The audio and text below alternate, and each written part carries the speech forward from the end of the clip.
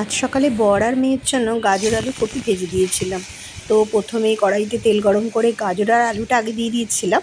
তারপর যেই ওটা আধ সেদ্ধ হয়ে গেল তারপর ওর মধ্যে একটু নুনও দিয়েছিলাম আর এটাকে ঢাকা দিয়ে দিয়ে আমি ভাজছিলাম। কিছুটা ভাজা হয়ে যাওয়ার পর বিনস আর কপিটাও দিয়ে দিলাম। এবার এই দুটো দিয়েও ভালো করে ভেজে ঢাকা দিয়ে দিয়ে নরম করলাম। তো দেখো ভাজা আমার অনেকটাই হয়ে এসছে।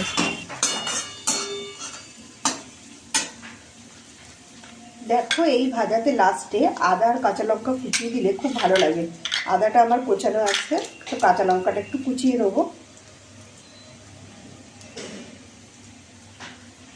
তেলের মধ্যে আদা কাঁচা লঙ্কা লাস্টে দিয়ে তারপর এটা নেড়ে চেড়ে নামালে খুব সুন্দর গন্ধটাও ছাড়ে আর খেতেও খুব ভালো লাগে।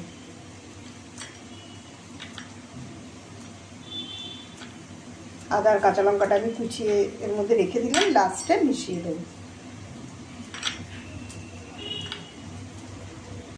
দেখো আমি ঠিক মধ্যিখান করে সামান্য তেল ছিল, সেখানে আদা আর কাঁচা লঙ্কাটা দিয়ে একটু সামান্য একটু নেড়ে চেড়ে দিয়ে তারপর পুরোটা মিশিয়ে দেবো। প্রথমে একটু ভেজে নেবো মধ্যিখানে দিয়ে, তারপর পুরোটাই আমি নেড়ে চেড়ে ভেজে নেবো। আর এটা নামাবার আগে একটু সামান্য চিনি দিয়ে নামালে খুব ভালো লাগে, হালকা একটু মিষ্টি হয়। মিষ্টিটা দিলে এর টেস্টটা আরও বেশি বেড়ে যায়। তো দেখো ভাজাটা আমার হয়ে গেছে।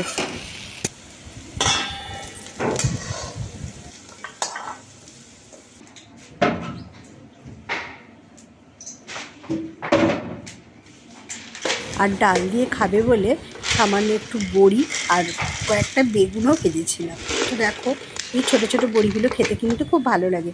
ছোটো ছোটো বড়ি কটা ভেজেছিলাম আর সামান্য তেল দিয়ে বড়িটাও ভেজে নিলাম। আর বড়িটা ভাজা হয়ে গেলে এরপর বেগুনটাও ভেজে নেবো, কেননা ও সকালবেলা ডাল দিয়ে একটু বড়ি ভাজা আর বেগুন ভাজা খাবে। আর এদিকে একটা কিছু ভাতে দিয়ে দেবো।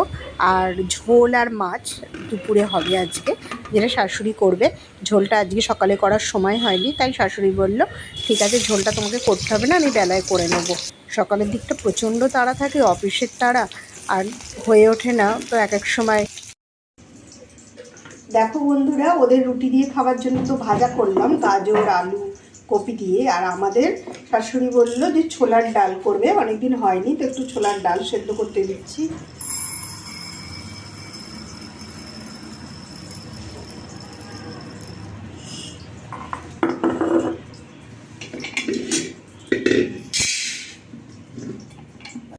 কটা রুটি হবে আজকে? 15। টিফিনে নেবে।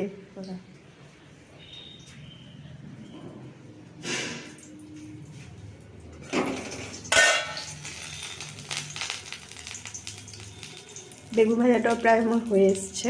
আর এদিকে দেখো আমি রুটিগুলো সেঁকে নিলাম। আজ প্রায় 15খানার মতো রুটি হয়েছে। তো রুটিও তো সবাই সকালের দিকে খায়। খেতে দেবো তো।